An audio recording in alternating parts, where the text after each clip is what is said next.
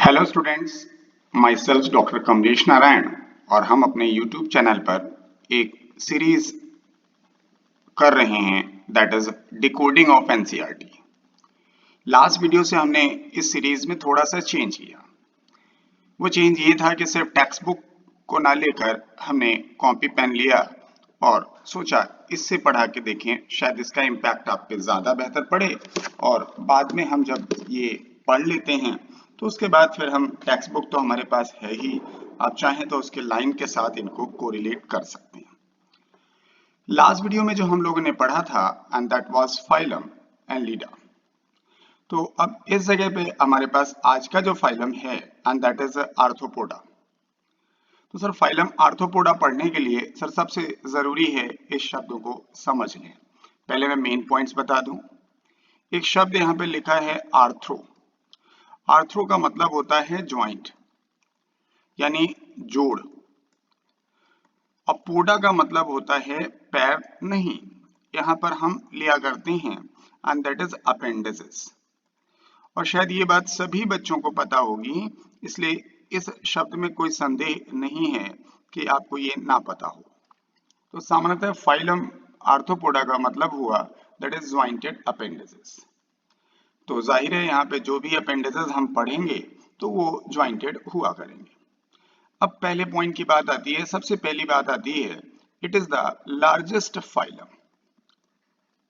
अब जब largest phylum का जिक्र होता है तो हमें आगे सवाल पे रुक जाना चाहिए, क्योंकि लार्जेस्ट फाइलम सर हम दो बिहाफ से पूछते हैं।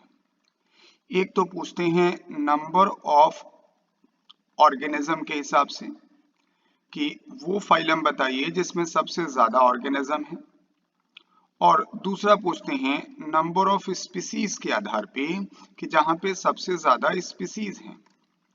क्योंकि हम लोगों ने रट रखा है कि भाई लार्जेस्ट फाइलम आर्थ्रोपोडा होता है, लेकिन कई बार हम लोग ध्यान नहीं देते हैं और ये हमें पता ही नहीं चल पाता है कि इस क्वेश्चन में पूछा क्या जा रहा है। तो इसलिए बहुत जरूरी होता है कि आप ये सवाल को ध्यान से पढ़ें।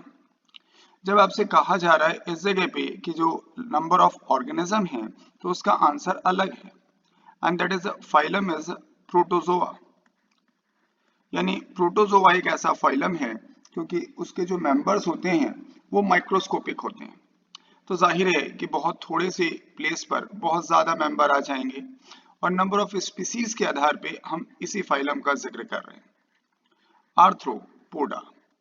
तो जैसे आप एनसीईआरटी ओपन करोगे तो सबसे पहली लाइन लिखी है this is the largest phylum of Animalia.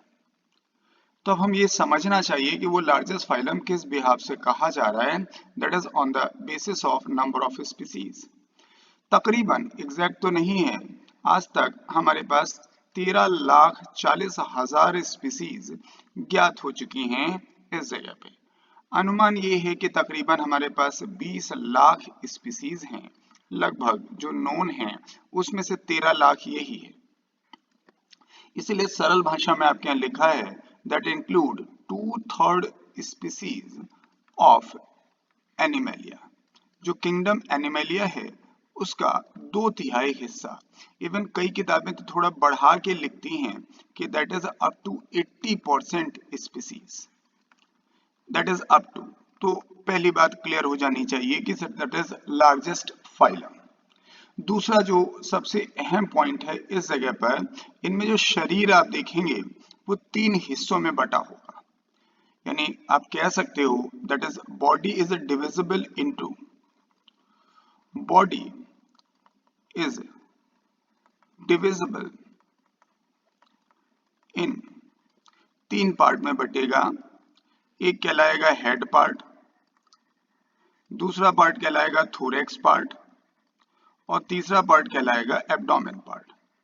यानी शरीर 3 हिस्सों में बटा होगा, हेड, थोरेक्स एंड एब्डोमेन। हाँ, कहीं कहीं कुछ ऐसे भी मेंबर मिलेंगे जहां ये दोनों फ्यूज कर जाते हैं और उन्हें हम कहते हैं दैट इज सिफेलोथोरेक्स। हर जगह नहीं है, खासकर इंसेक्टा में तो बिल्कुल नहीं है। ये एक क्लास के बारे में जब जिक्र हम करते हैं and that is class crustacea. Prawn जिसका मेंबर है प्रॉन, तो सर उस जगह पर ये आना चाहिए और इसकी फोटो भी आपकी किताब में दी हुई है, आप अपनी टेक्स्ट बुक में देखें तो 4 जो हैं फोटोग्राफ दिए हुए हैं, तो उन 4 फोटोग्राफ में ये बहुत जरूरी है कि हम सर उन फोटोग्राफ्स में चारों के नाम जरूर याद रखें। तो पहली बात जो कही गई that is phylum crustacea, sorry arthropoda में क्लास क्रस्टेशिया। तो एक तो ये बड़ा इंपॉर्टेंट पॉइंट है सर। दूसरी एक और बात बड़ी इंपॉर्टेंट है एंड उसे भी समझें। तुमने फिलहाल तो 2 बातें कर ली, लार्जेस्ट फाइलम है और दूसरा कहा शरीर 3 हिस्सों में बटा होगा, हेड, थोरैक्स एंड एब्डोमेन में। लेकिन ये भी कहा कि सर कुछ ऐसे भी मेंबर होंगे जहां पर शरीर 2 ही हिस्सों में बटा होगा। अब तीसरा पॉइंट आता है कि that is body is covered with, body is covered with chitinous cuticle, chitinous cuticle. ये अहम इस वजह से है कि जैसे हम मानते हैं कि हमारा आर्थ्रोपोडा एक ऐसा फाइलम है जो बहुत समय पहले से इवॉल्व हुआ, उसके बाद कितने बड़े बड़े चेंजेस आए, लेकिन उसके बाद भी ये आर्थ्रोपोडा फाइलम के मेंबर गायब नहीं हुए। तो शायद उसके पीछे वजह यही थी कि इनके शरीर के ऊपर जो ये काइटिनस क्यूटिकल पाई जाती थी, and that is reason for the success, reason for success. यानी किसी प्रकार का जो इन्वायरमेंटल इम्पैक्ट पड़ा वो शायद इस मेंबर पे नहीं पड़ा। लेकिन अगर अब इवोल्यूशन में पढ़ें तो इनसे बड़े जानवर डायनासोर इनके बाद आए और इनसे पहले ही गायब हो गए, क्योंकि जो भी ऑर्गेनिज्म या स्पीसीज इस धरती पर है वो सिर्फ तब तक है जब तक वो रेजिस्टेंस को फेस कर सकती है। रेजिस्टेंस फेस करना खत्म हो जाएगा तो आप एक्सटिंक्ट हो जाओगे। हाँ, एक और खास बात है कि जो काइटिनस क्यूटिकल का जिक्र करते हैं ये शेड ऑफ होती रहती है एक थोड़े थोड़े समय अंतराल पे। ऐसा नहीं होता है कि जो काइटिनस क्यूटिकल है वो लगातार बनी रहेगी।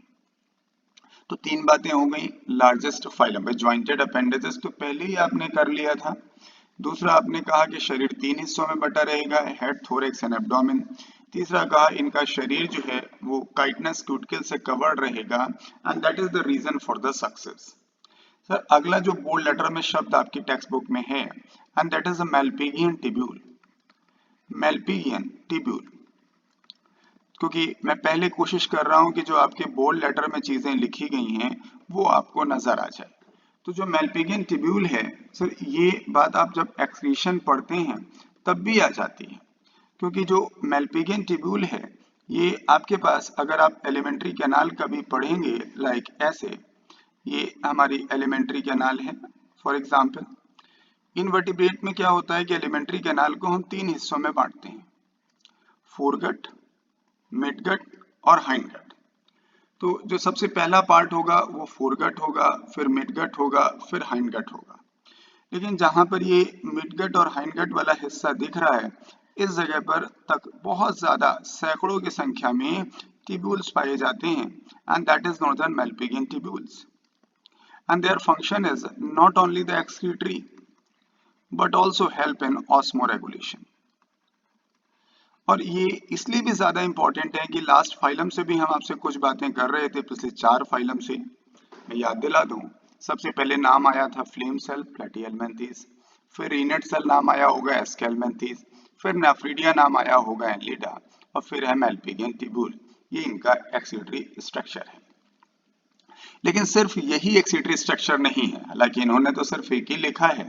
सर एक नाम और होना चाहिए था कि सर कहीं कहीं पर मेल्पिगियन टिब्यूल है और कहीं कहीं पर एक दूसरा नाम भी आता है, green gland, green gland. Sir ये ग्रीन ग्लैंड को हम जो है एंटिनरी ग्लैंड भी कहते हैं, एंटिनरी ग्लैंड्स। एक्चुअली क्रिस्टेशिया क्लास में है। इनमें जो एंटीनी पाई जाती हैं, इस एंटीनी की बेस पर ग्लैंड नाम दिया गया, लेकिन ये ग्लैंड एग्जैक्टली सिक्रीशन के लिए नहीं है and the function is excretory.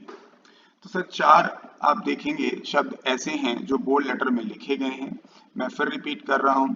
Sir largest phylum है on the basis of number of species, फिर है शरीर इनका 3 हिस्सों में बटा होगा, हेड, थोरैक्स एंड एब्डोमेन, फिर है जॉइंटेड अपेंडेज जो लिखा था, लेकिन हमने काइटिनस क्यूटिकल शब्द को भी ज्यादा ध्यान दिया, वही इनका एक्सोस्केलेटन है, और दैट इज मेल्पिगियन ट्यूब्यूल्स। फिर ग्रीनलैंड। सर एक और पॉइंट होना चाहिए था, मैं एक दो पॉइंट अपनी तरफ से बोल दूं जो नहीं लिखा है आपकी टेक्स्ट बुक में। सर यहाँ पे नर्वस सिस्टम का भी बड़ा रोल है। हालांकि नर्वस सिस्टम हम इससे पहले भी पढ़ चुके हैं, हमने सिलेंटेटा में आपको पढ़ाया था, बहुत प्रिमिटिव टाइप का नर्वस सिस्टम था। लेकिन सर फिर एनलीडा में भी हमने आपसे बात की होगी नर्वस सिस्टम को लेकर, क्योंकि वहां भी एक बड़ा इंपॉर्टेंट पॉइंट हुआ करता था। लेकिन उसी से हम थोड़ा लेकर आगे बढ़ रहे हैं कि यहाँ पर देखेंगे कि एक आपके पास डोर्सो वेंट्रल नर्व रिंग पाई जाएगी। मैं ऐसे दिखा दूं, इसकी जो पोजीशन है वो डोर्सो वेंट्रल है, यानी कुछ पार्ट डोर्सल में कुछ पार्ट वेंट्रल में। फिर यहां से ऐसे नर्व कॉर्ड निकलती है, तो आप कहोगे ये वाला हिस्सा नर्व कॉर्ड है, नर्व कॉर्ड, और ये वाला हिस्सा जो है वो नर्व रिंग है। तो आपको लग रहा होगा कोई बड़ी बात तो नहीं है, यही बात तो एनलीडा में पढ़ी थी। लेकिन जब आप एनलीडा में पढ़ा करते थे तो सर ऐसे नर्व कॉर्ड दिखाते थे, लेकिन एक पॉइंट बोला करते थे that is surrounded by sheath. लेकिन इस जगह पर यहाँ पर आप देखेंगे जो नर्व कॉर्ड है that is not surrounded by sheath, वो शीथ से सराउंडेड नहीं है। इसलिए जो डबल नर्व कॉर्ड है वो डबल दिखती है। इवन जो इसके गैंग्लिया हैं ये आपस में ऐसे इंटरकनेक्टेड होते हैं, इसीलिए nerve cord gives the ladder like. तो यहाँ पर हम एक शब्द इस्तेमाल करते हैं, जो नर्व कॉर्ड है वो लैडर लाइक है।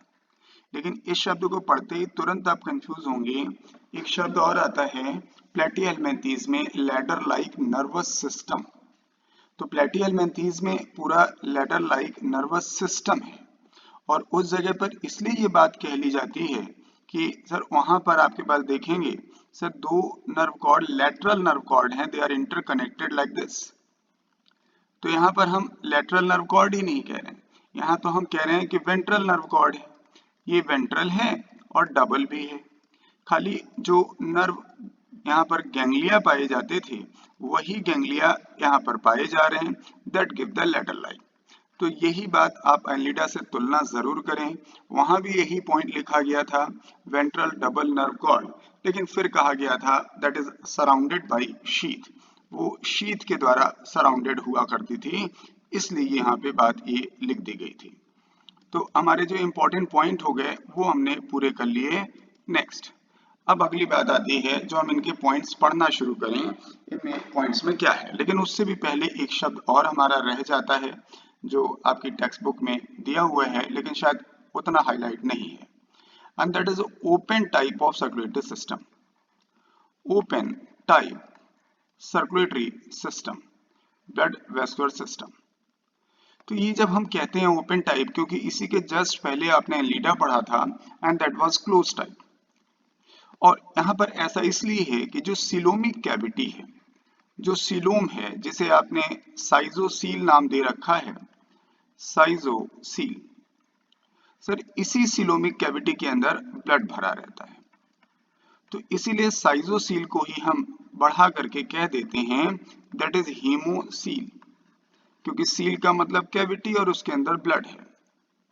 सामान्यतः एक बात और है कि इनका जो ब्लड है वो कलरलेस है, क्योंकि हमारी आदत पड़ी है ब्लड का मतलब हम खून लाल ही समझते हैं, और ये ऐसा इसलिए है क्योंकि इनके पास रेस्पिरेटरी पिगमेंट नहीं पाया जाता, रेस्पिरेटरी पिगमेंट एब्सेंट। लेकिन सर बार बार हम ये एक बात अक्सर कहते हैं कि अगर आपके पास साइंस हम पढ़ें और एक्सेप्शन ना हो तो मजा आता नहीं है। तो हम ये जो बात पढ़ते हैं यह हाईलाइट होता है हमारे यहाँ इसलिए ज्यादा क्योंकि हमें कॉकरोच पढ़ना है, तो वहां पर ये पॉइंट हाईलाइट होता है। लेकिन इसी में क्लास है क्रस्टेशिया। सर क्रस्टेशिया में सर रेस्पिरेटरी पिगमेंट पाया जाता है and that is haemocyanin, haemocyanin and that is copper containing. लेकिन ये क्रस्टेशिया की विशेषता है, आर्थ्रोपोडा की विशेषता यही है कि ब्लड इज कलरलेस। लेकिन अगर ये सवाल पलट जाए और पलट के यूं पूछा जाए haemocyanin is the respiratory pigment of, तो आप आंसर करेंगे फाइलम मोलस्का। ये मोलस्का का फीचर है तो इस पे थोड़ा ध्यान रखिएगा, क्योंकि जब हम आंसर करते हैं तो हमारे दिमाग में सिर्फ वही 2-3 बातें होती हैं जो हमने ज्यादा डिटेल में पढ़ी होती हैं। तो इस वजह से हमारा ध्यान इस पे जाता नहीं है। हम हमेशा याद कर लेते हैं कि आर्थ्रोपोडा के जो भी मेंबर्स हैं and the all members has no respiratory pigment, लेकिन क्रस्टेशिया की विशेषता ये है। अब जरा किताब की बातों को पढ़ें, मैं पढ़ता चल रहा हूँ और उसी के साथ साथ मैं आपको बताऊंगा भी, लेकिन मैं उसके लिए चाहता हूँ कि मैं आपकी अपनी एनसीईआरटी को ओपन कर लूँ, इसलिए हम वहां पे चलते हैं जहां पर आपकी टेक्स्ट बुक दी हुई है। तो इस वजह से हम वहीं पर आगे चल रहे हैं, तो आ जाते हैं हम जरा देखें। एक सेकेंड के लिए हम थोड़ा सा पीछे चल रहे हैं, हम ये पेज ओपन नहीं हो रहा है तो हम यहीं पे पढ़ा दे रहे हैं, कोई ऐसी दिक्कत नहीं है। यस, पहली लाइन लिखी है कि सर हमारा जो फाइलम है वो लार्जेस्ट फाइलम है, तो इसका जिक्र तो हमने पहले ही कर दिया, इज द लार्जेस्ट फाइलम, तो ये बात पहले हो गई। फिर कहा गया over 2/3 of all named species on the earth and arthropod, तो यही बात मैंने इसी के आगे आपको बताई, 2/3 ही क्यों, up to the 80% species belongs to this phylum. फिर नेक्स्ट पॉइंट है organ system level of organisation, तो ये हमारे ख्याल से कोई नया पॉइंट नहीं है, ऑर्गन सिस्टम इससे पहले से आप शुरू कर चुके हैं एंड दैट इज एस्केल्मेंथीज। फिर अगला शब्द है ट्रिप्लोब्लास्टिक, तो ये तो बड़ी पुरानी बात हो गई, ये शब्द आपने शुरू किया था प्लेटीहेल्मिन्थीज के साथ। अगला शब्द है इसमें and that is bilaterally symmetrical, sir ये भी आपके लिए कोई बड़ी इंपॉर्टेंट बात नहीं लगती है, क्योंकि बाइलेटरल सिमेट्री आप काफी पहले शुरू कर चुके हैं and that was phylum Platyhelminthes. फिर नेक्स्ट शब्द है सेगमेंटेड, हाँ ये शब्द थोड़ा ध्यान से फिर देखना है, हालांकि मैंने आपको ये जहां पढ़ाया होगा उस जगह पर इसके बारे में जरूर जिक्र किया होगा, लेकिन फिर भी हम इसको एक बार देख लें। जो हम सेगमेंटेड बात कह रहे हैं, यहाँ पे सेगमेंटेशन सिर्फ एक्सटर्नल पाया जाता है, ये ध्यान रखिएगा, क्योंकि जो हम शरीर ऐसे कॉकरोच का ही अगर बनाते हैं तो सर हम ऐसे बनाते हैं, ऐसे, ये हमारा फीचर होता है बनाने का। हम इंटरनल यानी सिलोमिक कैविटी को पार्टीशन में नहीं बांटते हैं, तो ये जो सेगमेंटेशन है and that shows the external segmentation. Sir अगला शब्द है इसमें दैट इज सीलोमेट, तो ये बात भी हम लोगों ने पहले कही थी, सीलोमेट इसलिए क्योंकि यहाँ पर साइजोसील पाया जाता है, साइजोसील, जिसके बारे में बात कही गई थी that is form by the splitting of the mesoderm, क्योंकि हम दो तरह के ट्रूसिलोम का जिक्र कर रहे थे, लेकिन इसमें है साइजोसील। फिर अब सर हमारे पास एक बड़ा इंपॉर्टेंट पॉइंट है जिसको मैंने अभी अभी आपको बताया है, यस इनकी जो बॉडी है and that is covered bye their body, yes, तो हम अपने जगह पे आ जाएं, यस, पेन थोड़ा सा मिस हो जाता है, इस वजह से ये बात कंफ्यूजन में रहती है, because this pen tab is not in my habit.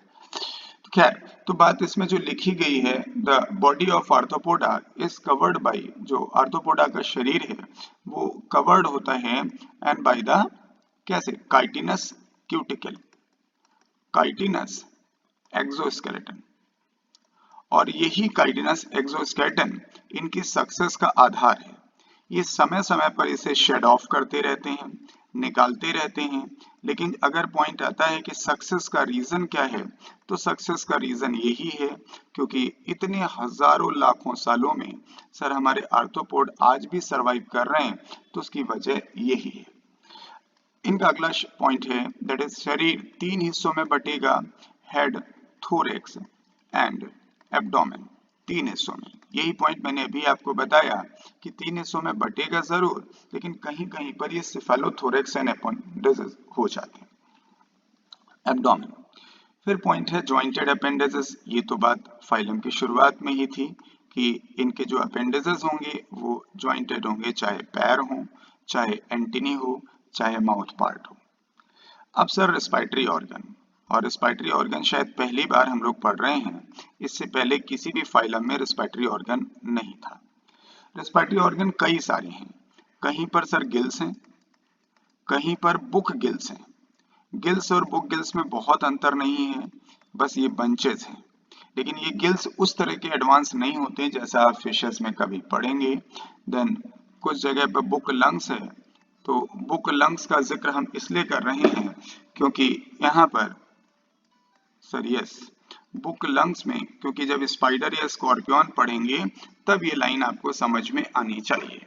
फिर एक शब्द और है, that is a tracheal system. यहाँ पे ट्रैकियल सिस्टम यानी जब कॉकरोच आप पढ़ेंगे तब आपको ट्रैकियल सिस्टम के बारे में भी ये बताया जाएगा, तो इस वजह से तो वहां पर आप पढ़ पाएंगे। फिर अगला टर्म है आपके पास, दैट इज सर्कुलेटरी सिस्टम। तो जो मैंने अभी आपसे कहा कि यहाँ पर सर्कुलेटरी सिस्टम को अगर देखेंगे तो सर्कुलेटरी सिस्टम या सर्कुलेशन का जिक्र कर लें तो circulation is of open type and this open type के साथ साथ कहा जाता है यहाँ कोई रेस्पिरेटरी पिगमेंट नहीं होता, नो रेस्पिरेटरी पिगमेंट। लेकिन फिर भी हमने आपसे अभी भी कहा कि सर हीमोसाइनिन नाम का रेस्पिरेटरी पिगमेंट पाया जाएगा, लेकिन ध्यान ये देना है कहां पर, तो this respiratory pigment found in the crustacea. Yes, लेकिन अगर हीमोसाइनिन कहा जाए तो फिर सेंसरी स्ट्रक्चर का जिक्र हुआ है कि कुछ सेंसरी स्ट्रक्चर पाए जाएंगे जैसे एंटीनी है। गुड, ये इनका बड़ा इंपॉर्टेंट फीचर है। सर आईज पाई जाती हैं, सिंपल आईज भी हैं जहां विजन नहीं होता। सिंपल आईज का काम जो है सिर्फ लाइट को परसीव करना है कि whether the light are present और नॉट। जो इमेज फॉर्मेशन है and that is by the compound eye यानी। और इसके अलावा स्टेटोसिस्ट का भी जिक्र है, जो हमारे एक्वेटिक आर्थ्रोपॉड्स हैं उनमें क्रस्टेशियंस। तो ये स्टेटो का मतलब होता है बैलेंसिंग, तो ये बैलेंसिंग स्ट्रक्चर हैं इसलिए।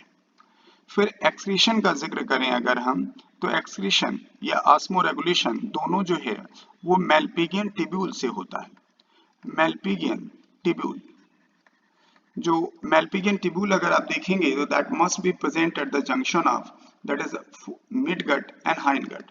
तो उनके जंक्शन पर है, तो उन्हीं के जंक्शन पर ये पाए जाते हैं।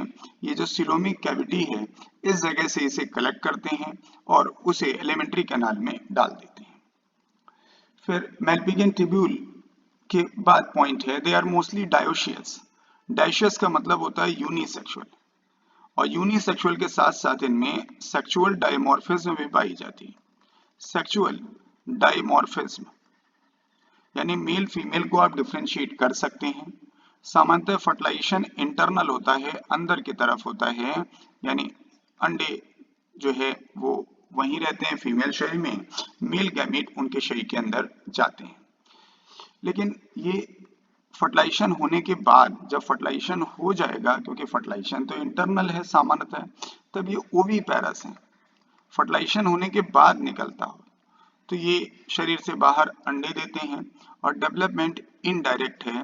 इनडायरेक्ट का मतलब यहाँ लार्वल स्टेज पाई जाती है, बहुत सारे लार्वा हैं, इसलिए उन उतने सारे लार्वा को हम नहीं लिखते हैं और जरूरत भी नहीं है, शायद हमारे एग्जाम में उतना नहीं आता है, इसलिए हम ऐसा करते हैं। अब सर एग्जाम्पल की बात आती है। इन एग्जाम्पल में जो सबसे अहम एग्जाम्पल होना चाहिए था वो आपकी टेक्स्ट बुक में दिया ही नहीं है, and that is I am talking about the peripatus. ये एग्जाम्पल जरूर आना चाहिए था because it is a connecting link. connecting link.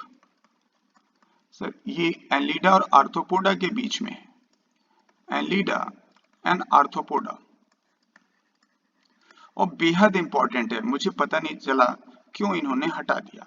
Actually माना यह जाता है कि जो एनलिडा हमारा फाइलम था ये आगे चल के बाइफरकेट हुआ। सर इसके कुछ मेंबर जो हैं वो आर्थ्रोपोडा में कन्वर्ट हुए, आर्थ्रोपोडा, और कुछ मेंबर आगे चल के मोलस्का में कन्वर्ट हुए। दिस, तो इन दोनों के बीच में जो एनलिडा हम आर्थ्रोपोडा पढ़ते हैं, इन दोनों के बीचों बीच में यहाँ पर जैसे हमने कहा जब हम एनलिडा से आर्थ्रोपोडा जा रहे हैं तो यहाँ पर पेरीपेटस है, और बिल्कुल वैसे ही यहाँ पर एग्जाम्पल है नियोपेलाइना। तो ये दोनों ध्यान रखिएगा, एनलिडा और मोलस्का के बीच में नियोपेलाइना है और एनलिडा और आर्थ्रोपोडा के बीच में पेरीपेटस है। क्या वैसे मैं क्लासिफिकेशन का एक हिस्सा जरूर आपको बताना चाहता था कि जो हमारा आर्थ्रोपोडा है, मैं पूरा क्लासिफिकेशन नहीं बता रहा हूँ, लेकिन मैं चाहता हूँ 3 क्लासेस आप जरूर समझ लें जिससे याद रहे। एक क्रस्टेशिया आप जान लें, क्रस्टेशिया, दूसरा है इंसेक्टा और तीसरा है अरेक्निडा। अरेक्निडा, ये इसलिए बोल रहा हूँ कि आपकी किताब में जो है ना, इसका जो डिस्क्रिप्शन किया गया है वो अलग क्लासिफिकेशन में किया गया। जो क्रस्टेशिया के मेंबर हैं, मैं सभी मेंबर्स की बात भी नहीं करूंगा, जो आपके लिए जरूरी होगा मैं उन्हीं मेंबर्स की बात कर रहा हूँ। तो अगर मैं क्रस्टेशिया के मेंबर की बात करूं तो इस जगह पर एक मेंबर आप जरूर याद रखें, दैट इज प्रॉन, इक्वेटिक है। इंसेक्टा को ही हम हेक्सापोडा भी कहते हैं क्योंकि इनमें कुल 6 पैर होते हैं इस वजह से। और अरेक्निडा का मेंबर जो है वो स्पाइडर है, स्कॉर्पियन है। तो ये तो हमने खाली मेंबर बताना चाहा था क्योंकि मैं चाहता था कि आपको ये लाइन समझ में आए, क्योंकि होता क्या है कि हम वही एग्जाम्पल खाली कोरिलेट कर पाते हैं जो टेक्स्ट बुक में दिया है। क्रस्टेशिया, इंसेक्टा और अरेक्निडा शब्द से वाकिफ रहिए। फिर बात आती है सर, इसके बाद जो है वो हमारे यहाँ जो एग्जाम्पल दिया है उसको 4 कैटेगरी में बांट दिया गया। एक कहा गया है सर इकोनॉमिकल, इकोनॉमिकल इंपॉर्टेंस वाले, इकोनॉमिकल इंपॉर्टेंस जिससे आपको कुछ बेनिफिट होता है, फाइनेंशियल गेन होता है। दूसरा ग्रुप बनाया गया वेक्टर्स का। तीसरा ग्रुप बनाया गया है ग्रेगेरियस, यानी जो झुंड में पाए जाते हैं, इनमें कोई सोशल लाइफ नहीं होती है। और चौथा ग्रुप है लिविंग फॉसिल, लिविंग फॉसिल। तो नीचे के जो 2 ग्रुप बनाए गए उसमें तो सिर्फ एक ही एक एग्जाम्पल डालना था। तो इस जगह पे जो जो इन्होंने लिखा है उसमें एग्जाम्पल का कोई विशेष महत्व हमें दिख नहीं रहा है, क्योंकि जो नाम लिखे जाएंगे वो आपको पता है, जैसे एपिस जिसे हम हनी बी कहते हैं, या दूसरा नाम आता है बॉम्बिक्स जिसे आप सिल्क वर्म कहते हैं, और तीसरा नाम आता है लैसिफर, लाक इंसेक्ट। तो मुझे नहीं लगता आप में से ये किसी को नहीं पता होगा, ये हनी बी है, शहद मिलता है। बॉम्बिक्स ये सिल्क वर्म है जिनसे हमको सिल्क मिलता है, और ये लाक इंसेक्ट है जिनसे हमें लाक मिलता है। लाक इनका अपना एब्डोमिनल ग्लैंड का सिक्रीशन है। वेक्टर्स के नाम पे सिर्फ एक एग्जाम्पल है मॉस्किटो, लेकिन उसमें उन्होंने तीनों स्पीसीज की बात की है कि सर हमारे पास एक स्पीसीज है क्यूलेक्स, दूसरी है एनोफिलीज और तीसरी है एडीज। तो जो 3 आपके पास कही जा रही है, तीनों के बारे में जानना थोड़ा जरूरी था। क्यूलेक्स जब आप पढ़ते हैं तो फाइलेरिया आपको याद आना चाहिए, उनका वेक्टर है। एनोफिलीज जब आप पढ़ते हैं तो आपको मलेरिया याद आना चाहिए, और एडीज जब पढ़ते हैं तो एटलीस्ट आपको डेंगू याद आना चाहिए। ग्रेगेरियस इंसेक्ट में सिर्फ एक एग्जाम्पल का जिक्र है, एंड दैट इज लोकस्टा लिखा है, ये लोकस्ट है। एक्चुअली इसकी जो सॉलिटरी फॉर्म होती है, जब ये अकेले पाया जाता है, सॉलिटरी फॉर्म जो है वो ग्रॉसहोपर है। फोटो आपकी बनी हुई है, तो 4 फोटो बनी है। उन 4 फोटो में जो सबसे पहली फोटो आपकी किताब में है वो ग्रॉसहोपर ही है। एक्चुअली अकेले दिखाया गया तो मैं ग्रॉसहोपर कह रहा हूँ, जब झुंड में पाया जाता तो वो लोकस्ट कहलाता है, मोस्ट डिस्ट्रक्टिव इंसेक्ट कहलाता है। दूसरा फोटोग्राफ बना है बटरफ्लाई का, yes that's an insect, insecta class का मेंबर है। तीसरा फोटोग्राफ स्कॉर्पियन का है, अरेक्निडा, और चौथा क्रस्टेशिया यानी प्रॉन का है।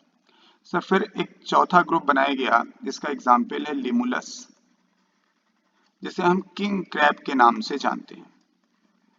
दिस, ये एक लिविंग फॉसिल है। लिविंग फॉसिल हम उन्हें कहते हैं जिन्होंने हजारों सालों से, लाखों सालों से अपने शरीर में किसी प्रकार का एवोल्यूशनरी चेंज नहीं किया। तो ये तो बात हमने आपसे कही जो आपकी टेक्स्ट बुक में आर्थ्रोपोडा फाइलम दिया हुआ है उस पर। एक और फीचर है जो टेक्स्ट बुक में कहीं मेंशन नहीं किया जा रहा है, क्योंकि आर्थ्रोपोडा के जो मेंबर्स हैं वो अगर आप देखिए तो सर दुनिया के हर कोने में पाए जाते हैं। सर हवा में भी हैं, पानी में भी हैं, और जमीन में भी हैं, लैंड, इवन जमीन के नीचे मिट्टी के अंदर धंसे हुए भी हैं। लेकिन सर सबसे खास बात है, सब जगह होने के बावजूद सर पूरे आर्थ्रोपोडा में कहीं सीलिया नहीं पाया जाता, जबकि हम अक्सर उम्मीद करते हैं कि अगर एक्वेटिक एनिमल है तो कोई लोकोमोटिव स्ट्रक्चर सीलिया जैसा होना चाहिए, बट यहाँ नहीं पाया जाता। तो ये हमने आपको कॉपी पेन से पढ़ाया है। मैं चाहता तो था कि एनसीईआरटी की टेक्स्ट बुक भी ओपन कर दूं, लेकिन मैं नहीं कर पाया उसे। तो आपके पास टेक्स्ट बुक है तो उसके माध्यम से मैंने पढ़ाया। एक थोड़ा थोड़ा प्रयास है, और मैं ये नहीं कह रहा हूँ कि ये सब कुछ है आपके लिए, लेकिन सब कुछ पॉसिबल नहीं है। इस तरह के चैनल पे सारी बातें कह पाना, बहुत सारी चीजें हैं जिनमें बहुत चीजें आप समझते भी हैं, लेकिन मैं जो कुछ कर पा रहा हूँ वो जरूर कर रहा हूँ। लेकिन पूरी क्लास अपलोड करना यूट्यूब पे वो बेहद मुश्किल है। अगर आप क्लास ही करना चाहते हैं टोटल, तो आप हमारे ऐप को डाउनलोड करें प्ले स्टोर से। डॉक्टर कमलेश नारायण के नाम से है। वहाँ पे जूलॉजी प्रीमियम कोर्स है, और बेहद नॉमिनल कॉस्ट पे आपको सभी लेक्चर्स हमारे क्लास के मिल जाएंगे। सिर्फ लेक्चर से नहीं मिलेंगे, उसमें हर तीसरे चौथे दिन मैं आपका टेस्ट कराता हूँ। यानी सैकड़ों टेस्ट, मोर देन 100 टेस्ट हम आपको एग्जाम के पहले तक करा देंगे, तो जिससे हमारे आपके बीच में कम्युनिकेशन एस्टैब्लिश रहेगा। जितनी जल्दी आप उसे ज्वाइन कर लेंगे, शायद हमारा एक रिदमिक जो पैटर्न है वो उतनी जल्दी जनरेट हो जाएगा। अदरवाइज जैसी सिचुएशन इस समय चल रही है, नहीं पता कि कब से हम लोग पढ़ाई ऑफलाइन शुरू कर पाएंगे, और कर पाएंगे तो कितना समय हमारे पास होगा। इसलिए आप तैयार रहिए। 2021 का जो नीट है वो अपने समय पर, संभवतः अपने समय पर ही होगा। डिले नहीं होना चाहिए, क्योंकि सिचुएशंस कंट्रोल में आ रही हैं, और ये कोविड ईश्वर करेगा जल्दी चला जाएगा। तो good luck to all of you. सभी लोग स्वस्थ रहें, और मैं तो चाहूँगा हमेशा हंसते रहें, कोशिश करते रहें कि आप जो भी पढ़ पा रहे हैं वो पढ़ें। जितना पढ़ पा रहे हैं उतना पढ़ें, इधर उधर की बातें मत सोचें। कम पढ़ रहे हैं लेकिन ना पढ़ने से तो बेहतर है, लेकिन पढ़िए, बिकॉज यही आपको आपकी डेस्टिनी तक पहुंचा पाएगा। Good luck to all of you.